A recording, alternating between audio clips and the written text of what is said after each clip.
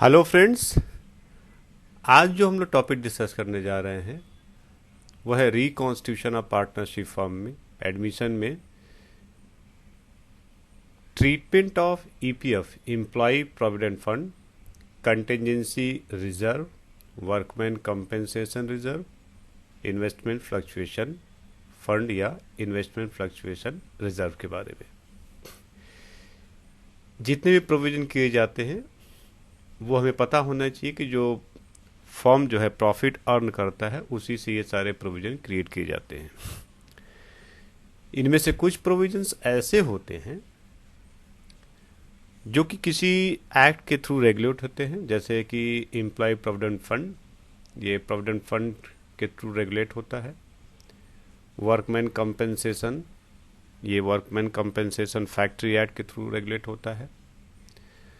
कुछ ऐसे फंड या रिजर्व क्रिएट किए जाते हैं ताकि फ्यूचर में अगर कोई एसेट में स्पेशली इन्वेस्टमेंट में फ्लक्चुएशन होता है तो उसको उससे मेंटेन किया जा सके। लेकिन क्या होता है जब एडमिशन होता है न्यू पार्टनर्स का, तो जितने भी अनडिस्ट्रीब्यूटेड प्रॉफिट्स होते हैं वो चाहे कंपेंसेशन के रूप में रखा गया हो अगर कोई क्लेम न हुआ हो, या फ्लक्चुएशन फंड के रूप में हो, या कंटिजेंसी रिजर्व के रूप में हो, या ऐसा कोई रिजर्व हो जिसपे कि एडमिशन के समय किसी थर्ड पार्टी ने क्लेम ना किया हो, तो ऐसे सारे रिजर्व को ओल्ड पार्टनर्स ओल्ड रेशियो में अपने कैपिटल अकाउंट में क्रेडिट कर लेते हैं। अब मैं जब पार्टनर्स की बात कर रहा हूं यहां पर, तो पार्टनर्स एंट्री नहीं करता है। एंट्री हमेशा फर्म अपने बुक में एंट्री करती है। तो फर्म ही अपने अकाउंटेंट के थ्रू या पार्टनर सकता है, लेकिन हम लोग फर्म को ही इंडिकेट करेंगे क्योंकि एंट्री हमेशा फर्म करती है। तो फर्म क्या करती है कि ओल्ड पार्टनर्स के ओल्ड रेशियो में से उनके कैपिटल अकाउंट में से क्रेडिट, या फिर ऐसा कोई आर्टिफिशियल एसेट्स हो जो कि राइट ऑफ करने का हो, तो उसे कैपिटल में एडजस्ट किया जा सकता है। कैसे किया जाएगा, आइए इसे एक एग्जाम्पल्स हम लोग क्लियर करते हैं।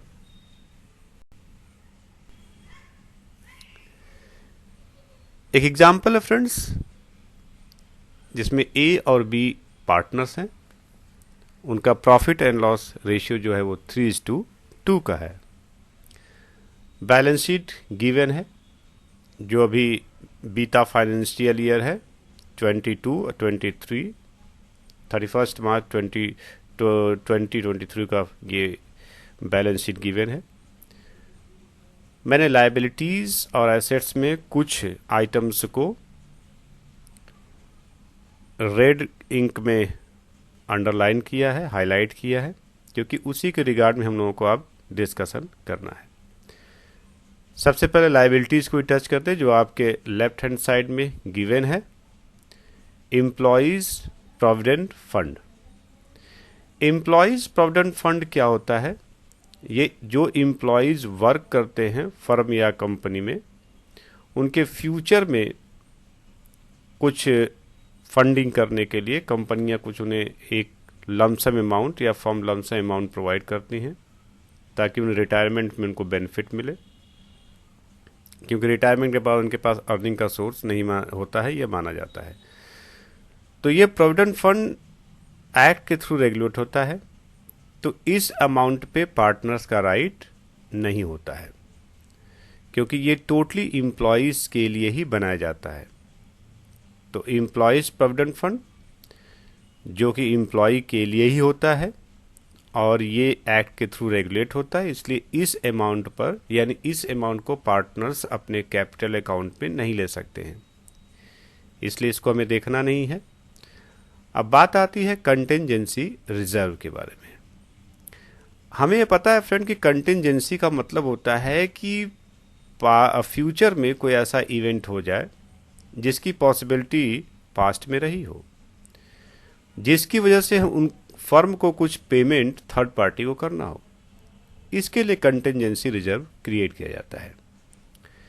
लेकिन एडमिशन के टाइम अगर कोई कंटिजेंसी लायबिलिटी नहीं बन पाती है, तो जो भी अनडिस्ट्रीब्यूटेड प्रॉफिट को कंटिजेंसी रिजर्व में ट्रांसफ़र किया जाता है, जैसा कि आपके लेफ्ट हैंड साइड में दिख रहा है 30,000 रुपीज़ का, इसे क्या करता है फर्म की ओल्ड रेशियो में ओल्ड पार्टनर्स के कैपिटल में क्रेडिट कर देता है, क्योंकि इसके रिगार्ड में अभी तक एडमिशन के समय तक कोई भी लायबिलिटी क्रिएट नहीं हुई। तो इसका मतलब ये अभी अनडिस्ट्रीब्यूटेड प्रॉफिट के रूप में रखा गया है। वैसे ही प्रॉफिट एंड लॉस है, प्रॉफिट लॉस एकदम क्लियर है कि इस पे ओल्ड पार्टनर्स, एडमिशन के पहले के जो पार्टनर्स, उनका राइट होता है। तो ये उनके रेशियो में, ओल्ड रेशियो में से फर्म क्या करेगा, उनके कैपिटल अकाउंट पे क्रेडिट कर देगा। नेक्स्ट पॉइंट लायबिलिटी में जो दिया है वो वर्कमैन कंपेंसेशन रिजर्व है। फैक्ट्रीज एक्ट 1948 में अगर देखेंगे तो वर्कमैन कंपेंसेशन रिजर्व किया जाता है कि बाय द वे कोई मिस हैपनिंग्स हो जाए, कोई एक्सीडेंट हो जाए, जैसे कि किसी एम्प्लॉई का कोई डिसेबिलिटी हो जाता है या कोई फ्रैक्चर हो जाए या कोई चोट आ जाए, तो उसके लिए इस रिजर्व से उनको कंपेंसेट किया जा सकता है। क्योंकि फाइनेंशियल थ्रेट कोई नहीं चाहता है कि अचानक कोई पैसा देना पड़े तो हमें कोई अपना एसेट्स या कोई बैंक से लोन लेना पड़े। इसीलिए पहले से ही क्या होता है, प्रॉफिट का कुछ पार्ट हम लोग सेपरेट कर देते हैं, हम लोग मतलब फर्म सेपरेट करके रख लेता है। तो अब देखना है कि क्या वर्कमैन कंपेंसेशन के रूप में कोई क्लेम हुआ है। अगर क्लेम हुआ होगा, जिस अमाउंट तक क्लेम होगा वो तो प्रोविजन हो जाएगा लायबिलिटी के रूप में। लेकिन जो अनक्लेम्ड अमाउंट है, जिस पर किसी थर्ड पार्टी या कोई एम्प्लॉय ने क्लेम नहीं किया है, इसका मतलब वो अनडिस्ट्रीब्यूटेड प्रॉफिट हो गया। तो वो प्रॉफिट भी ओल्ड पार्टनर्स के कैपिटल अकाउंट में ओल्ड रेशियो में क्रेडिट कर दिया जाता है। अब नेक्स्ट पॉइंट है इन्वेस्टमेंट फ्लक्चुएशन रिजर्व।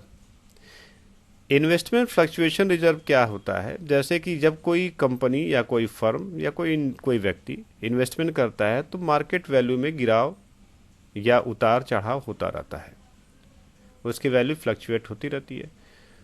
तो हर बार अगर प्रॉफिट एंड लॉस को डिस्टर्ब किया जाए तो एक्चुअल प्रॉफिट का पता नहीं चल पाता है, क्योंकि ये केवल टेम्प्रोरी फ्लक्चुएशन होता है जो मार्केट में होता रहता है, कभी कभी परमानेंट भी होता है।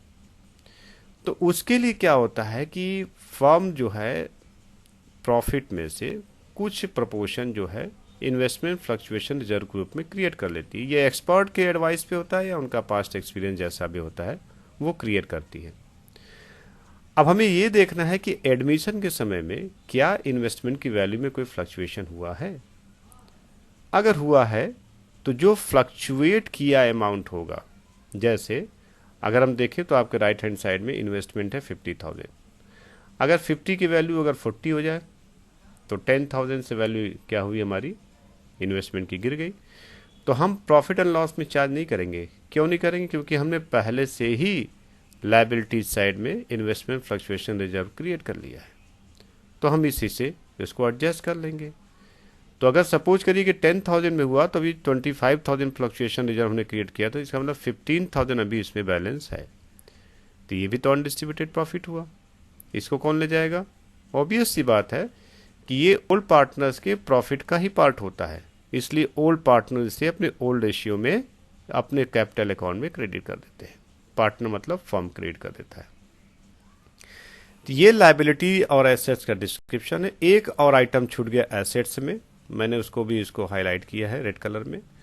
एडवर्टीज्ड एक्सपेंसेस, डेफर्ड रेवेन्यू एक्सपेंडिचर है। ये हैवी एक्सपेंडिचर होता है जिसका बेनिफिट फर्म को आगे मिलता रहता है, इसलिए इसको हम डेफर्ड बोलते हैं, पोस्टपोन करके रखा जाता है। इसको हर साल राइट ऑफ किया जाता है, लेकिन जब न्यू पार्टनर एडमिशन लेता है तो वो चाहता है कोई फिक्सटीशियस एसेट्स ना हो। अगर हो तो जैसे आपने रिजर्व अनडिस्ट्रीब्यूटेड प्रॉफिट को अपने कैपिटल अकाउंट में क्रिएट किया, वैसे ये एक्सपेंसेस भी आप डेबिट करिए। तो ये भी क्या होगा, पार्टनर से कैपिटल अकाउंट में डेबिट कर दिया जाएगा, ओल्ड रेशियो में ही होगा। आपको ये ध्यान देना है कि सारा का सारा जो एडजस्टमेंट होगा वो ओल्ड रेशियो में होगा, जब तक कि एडजस्टमेंट की बात ना की जाए। एडजस्टमेंट जनरली आता है गुडविल के लिए। आइए इसका सॉल्यूशन देखते हैं कि सॉल्यूशन में क्या रिक्वायर्ड है इसके और क्या एडजस्टमेंट गिवन है।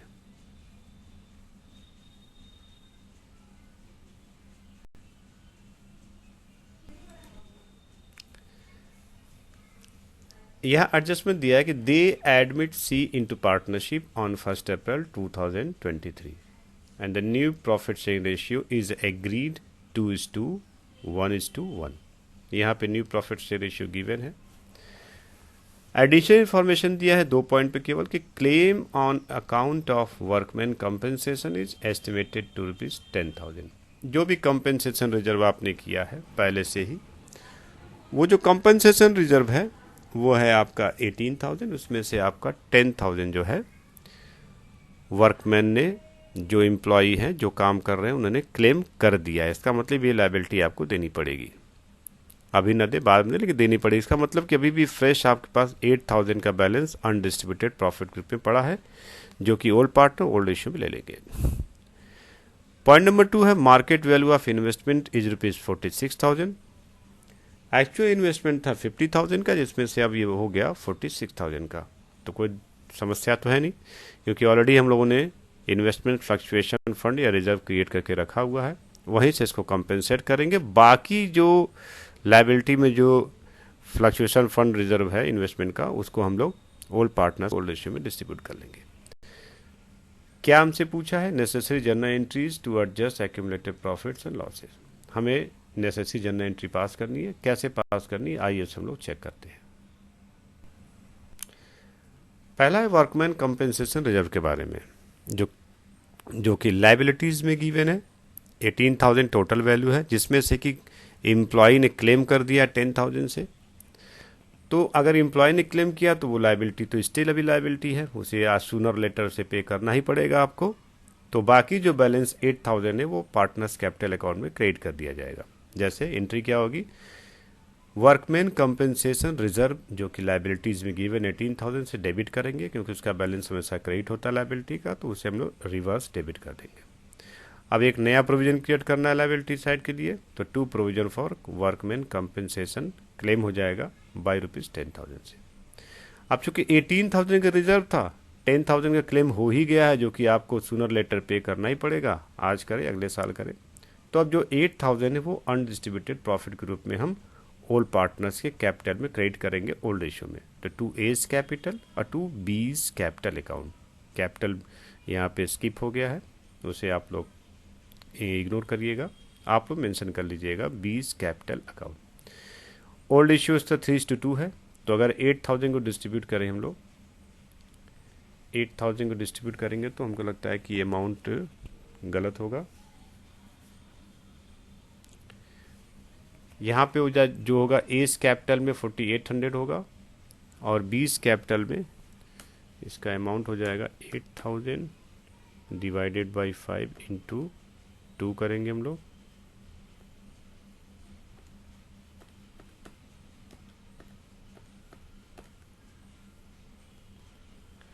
दिया जाएगा 3,200।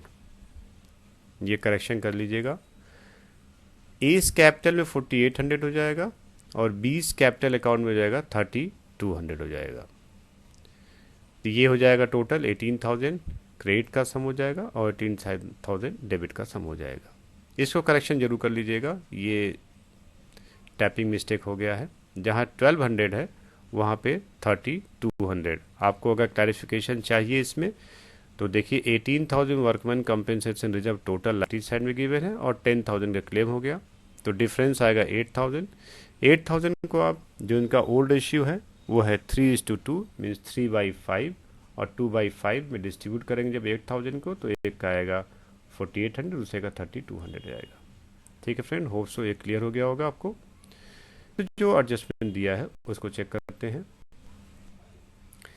इन्वेस्टमेंट फ्लक्चुएशन फंड जो दिया है या रिजर्व दिया है, उसमें से जो फ्लक्चुएशन हुआ है वो 50,000 एसेट साइड में इन्वेस्टमेंट है, लेकिन उसकी वो एक्चुअल वैल्यू एडमिशन के समय में क्या होगी 46,000 हो गई। तो 4,000 का क्या हो गया है, 4,000 का क्या हुआ कि फ्लक्चुएशन हो गया। तो 25,000 में से 4,000 का इन्वेस्टमेंट फ्लक्चुएट हुआ तो उसको हमने क्रिएट कर दिया। अब बचा है 2 पॉइंट, एक हो गया है एस कैपिटल और फिर बीस कैपिटल अकाउंट। फिर से वो रेशियो अप्लाई करेंगे हम लोग। क्या रेशियो होगा, 3:2 ओल्ड रेशियो। 12,600 हो जाएगा ए का कैपिटल में क्रेडिट और 8,400 हो जाएगा बी के कैपिटल अकाउंट में क्रेडिट हो जाएगा। इसका सम टोटल आ जाएगा 25,000।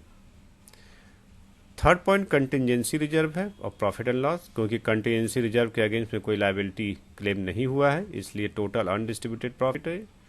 प्रॉफिट एंड लॉस तो वैसे भी अनडिस्ट्रीब्यूटेड प्रॉफिट है, ये ओल्ड पार्टनर से कैपिटल अकाउंट में क्रेडिट हो जाएगा। तो contingency reserve account debit, profit and loss account debit to A's capital, to B's capital account होगा, इसको करेक्शन कर लीजिएगा। और ओल्ड रेशियो में डिस्ट्रीब्यूट करेंगे तो देखें कंटिजेंसी रिजर्व और प्रॉफिट एंड लॉस जो है 30,000, 45,000, टोटल सम हो जाएगा 75,000। 75,000 को जो डिस्ट्रीब्यूट करेंगे लोग 3:2 के रेशियो में, तो 3/5 एंड 2/5, तो अमाउंट होगा 75,000 इंटू 2/5, 3/5 करेंगे तो 45,000 आएगा, और 20 कैपिटल अकाउंट में 30,000 क्रेडिट हो जाएगा। तो लायबिलिटी साइड में जितने भी अनडिस्ट्रीब्यूटेड प्रॉफिट्स थे, रिजर्व थे, उसको हम लोगों ने ओल्ड पार्टनर्स के ओल्ड रेशियो में डिस्ट्रीब्यूट कर दिया। जो प्रोविजन किया गया है एक्ट के अकॉर्डिंग, उसको पार्टनर्स नहीं ले सकते हैं, इसलिए उसको एज ए हम लोग शो करेंगे।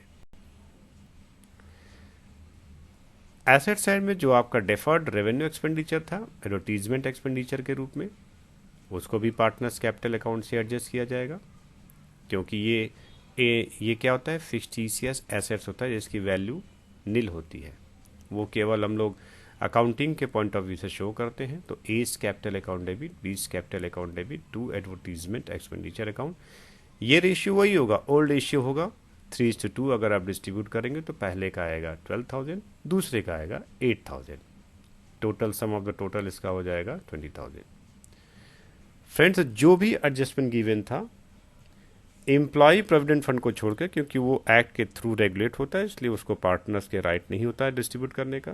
बाकी जो एडजस्टमेंट था हम लोगों ने इसे जनरलाइज किया। अगर स्टिल आप इशू है इसमें तो आप मुझे व्हाट्सअप करिए, कमेंट बॉक्स में कमेंट करिए या मुझे मेल करिए।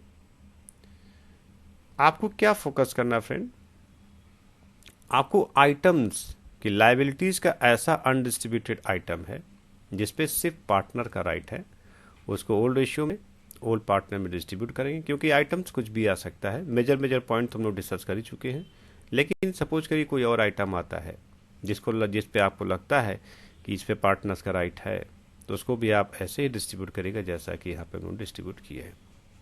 Thank you friends.